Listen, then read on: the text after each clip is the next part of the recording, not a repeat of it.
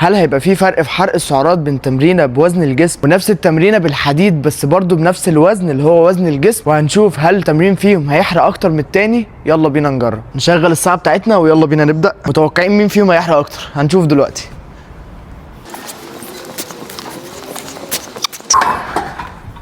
كده اول مجموعه واول 8 عدات. اوبا،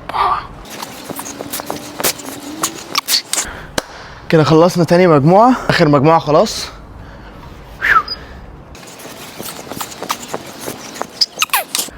وكده خلصنا اول تمرينه، حرقنا حوالي 30 كالوري. تعالوا بقى نروح على العقله نلعب نفس المجاميع بنفس العدات. شغلنا الساعه ويلا بينا نخش على اول مجموعه عقله. كده خلصنا اول مجموعه، نخش على تاني مجموعه. وانا برضو بحاول اريح نفس الوقت اللي ريحته بين كل مجموعه ومجموعه هنا، اريحه برضو بين كل مجموعه ومجموعه هنا، لان انتوا فاهمين الحرق بس مش في الحركه. انا بعد ما اخلص التمرين جسمي بيفضل شغال وبيحرق برضو، فعشان تكون التجربه واقعيه ونعرف نقارن.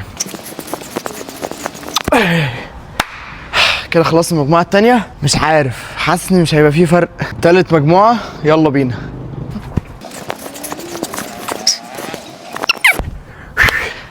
وكده نكون خلصنا الثلاث مجاميع بتوع العقله. وفي الثلاث مجاميع العقله دول انا حرقت حوالي 28 كالوري.